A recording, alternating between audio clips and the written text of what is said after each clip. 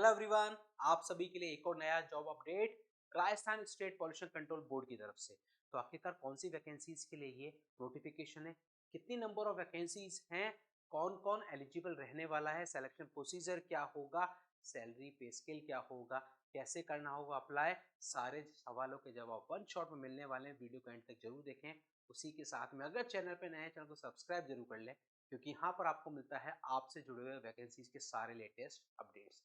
Rajasthan state pollution control board यानी कि आरएसपीसीबी की तरफ से ये नोटिफिकेशन जारी हुआ है for the post of junior scientific officer JSO, और उसी के साथ में जूनियर एनवायरमेंटल इंजीनियर जेडबलई। तो दो पोस्ट के लिए दो यहाँ पर डेजिग्नेशन है जिनके लिए ये वैकेंसीज का आपका नोटिफिकेशन जारी हुआ है। यहाँ पर आप देखेंगे सीधी भर्ती परीक्षा के लिए ऑनलाइन एप्लीकेशन फॉर्म फिल हो रहे हैं, जिसमें सबसे पहले कनिष्ठ वैज्ञानिक अधिकारी जूनियर साइंटिफिक ऑफिसर जेएसओ की टोटल 27 वैकेंसीज है। वहीं पर कनिष्ठ पर्यावरण अभियंता यानी कि जूनियर एनवायरमेंटल इंजीनियर जेडबलई की टोटल 73 वैकेंसीज है। इस तरीके से इन वैकेंसीज के लिए ये नोटिफिकेशन यहाँ पर जारी हुआ है। ऑनलाइन एप्लीकेशन फॉर्म्स आपसे मांगे गए हैं। यहाँ पर आप देखेंगे तो कैटेगरी वाइज ये पूरी वैकेंसीज का बाइफरकेशन यहाँ पर दे रखा है। उसके बाद फिर आप देखेंगे एक एक डिटेल हम लोग यहाँ जानने वाले हैं। पिछली बार भी जब वैकेंसी आई थी जेएसओ जेडबलई की, तो निम्बस लर्निंग आप लोगों के साथ कनेक्टेड रहा था। यहाँ पर बहुत सारे बच्चे पिछली बार भी जिन्होंने की थी तैयारी, उसकी बात भी करेंगे। उससे पहले देख लेते हैं education qualification. Junior scientific officer JSO की पोस्ट यानी कि 27 जो वैकेंसीज है उनके लिए अगर हम बात करें तो फर्स्ट क्लास एमएससी एमएस यानी कि एमएससी या एमएस आपके पास होनी चाहिए किसी भी ब्रांच में of chemistry, soil science, environmental science, microbiology. ये आपके पास होना चाहिए आफ्टर बीएससी या बीएस साइंस के किसी भी डिसिप्लिन में। यानी कि आपने अगर बीएससी या बीएस कर रखा है, बैचलर ऑफ साइंस, तो आप और उसके बाद फिर आपने एमएससी या एमएस कर रखा है इनमें से किसी भी ब्रांच में, तो आप यहाँ पर जूनियर साइंटिफिक ऑफिसर जेएसओ के लिए एलिजिबल रहने वाले हैं। उसी के साथ में जूनियर एनवायरमेंटल इंजीनियर, तो यहाँ पर इंजीनियरिंग यानी कि आप जो इंजीनियरिंग के एस्पिरेंट्स हैं उनके लिए यहाँ पर मौका है।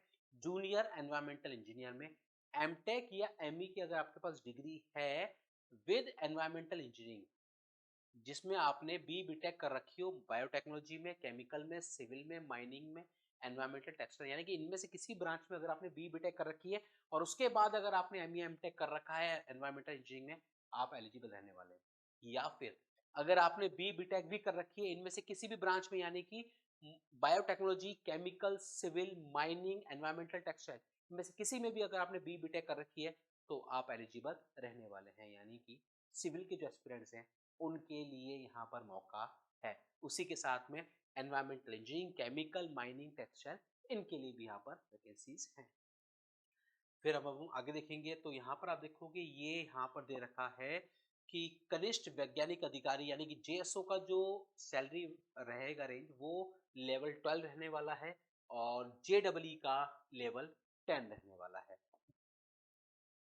एज लिमिट यहाँ पर इन्होंने दे रखी है, maximum age limit 40 years, minimum 18, maximum age limit 40 years. और इसके बाद भी जो कैटेगरी वाइज आपको रिलैक्सेशन मिलते हैं वो यहाँ पर भी मिलेंगे। एससी एसटी के लिए 5 साल, ओबीसी के लिए 3 साल। उसी के साथ में फिर हम और देखते हैं डिटेल्स और क्या है आपके इसके लिए। जैसे जो मैं बात कहा कि कैटेगरी वाइज जब आप देखेंगे तो ओबीसी के लिए, एस सी के लिए 5 साल है, ओबीसी के लिए यहाँ पर 3 साल रहता है। वुमेन कैंडिडेट्स जो हैं जनरल कैटेगरी की, उनके लिए भी 5 साल की छूट यहाँ पर दी गई है। और जो वुमेन कैंडिडेट्स हैं जो एस सी कैटेगरी से बिलोंग करते हैं उनको 10 साल का एक्स्ट्रा आपको बेनिफिट मिल रहा है। और विडो और डिवोर्सी वुमेन के लिए कोई भी अपर एज लिमिट नहीं है। ये पूरा यहाँ पर दे रखा है एज से संबंधित। फिर हम देखते हैं आगे की और जानकारी जो आपके लिए जरूरी है। चयन प्रक्रिया, सिलेक्शन प्रोसीजर। एग्जाम होता है सिंपल सा, उस एग्जाम के बारे में जानेंगे। देखिए यहाँ पर लिखा हुआ है साफ साफ कि अभ्यर्थियों का चयन प्रतियोगी परीक्षा के माध्यम से किया जाएगा, यानी कि एग्जाम होगा उसी के थ्रू आपका सिलेक्शन किया जाएगा। ये जो परीक्षा होगी ये ऑनलाइन होगी, यानी कि सीबीटी बेस्ड होगी, कंप्यूटर बेस्ड होगा, जिसके बारे में वेबसाइट पर आने वाले टाइम पर अपडेट कर दिया जाएगा। अब यहाँ पर देते हैं आवेदन की प्रक्रिया। 26 नवंबर से आपकी एप्लीकेशन फॉर्म फिलिंग शुरू होगी। एप्लीकेशन फॉर्म फिलिंग 26 नवंबर से शुरू होगी और 16 दिसंबर तक, यानी कि 26 नवंबर से लेके और 16 दिसंबर तक की विंडो रहेगी, उसके बीच में आपको एप्लीकेशन फॉर्म फिलिंग करनी होगी। उसके लिए ऑफिशियल वेबसाइट दे रखी है environment.rajasthan.gov.in/pcb। इस वेबसाइट पे जाकर आपको करना होगा, वहाँ पर आप अप्लाई ऑनलाइन का लिंक मिलेगा आपको, क्योंकि स्लैश आरपीसीबी है तो यहाँ पर आपको डायरेक्टली आप जाएंगे तो आपको वहाँ पर एप्लीकेशन फॉर्म फिलिंग का लिंक मिलेगा, उस लिंक के थ्रू आप अप्लाई कर सकते हैं। अब जान लेते हैं और डिटेल। तो यहाँ पर फीस के बारे में बता रखा है, जो जनरल हैं, जनरल कैंडिडेट्स हैं या फिर आपके ओबीसी हैं, उन सब के लिए रहने वाली है 1400 और ईडब्ल्यूएस जो हैं या फिर एसएसटी उनके लिए 1200 और जो बाकी के हैं उन सब के लिए 1000 रुपीज यहाँ पर ये फीस का दे रखा है। अब बात आती है आखिरकार सिलेबस में पूछेगा क्या। तो यहाँ पर सिलेबस और क्या स्कीम रहेगी, किस तरीके से एग्जाम होगा, वो पूरा यहाँ पर ब्यौरा दे रखा है। सबसे पहले बात करते हैं जूनियर साइंटिफिक ऑफिसर जेएसओ की। तो यहाँ पर सबसे पहले आपसे पूछ रहा है एनवायरमेंटल जनरल नॉलेज, जिसमें एनवायरमेंट से संबंधित आपसे जनरल नॉलेज के क्वेश्चंस पूछे जाएंगे। ये सारे पॉइंट्स यहाँ पर लिखे हुए हैं। उसके बाद है एनवायरमेंटल इम्पैक्ट असेसमेंट, EIA जिसे हम कहते हैं, वो है यहाँ पर एनवायरमेंट एक्ट, जहाँ से क्वेश्चंस आपसे पूछे जाते हैं बहुत सारे।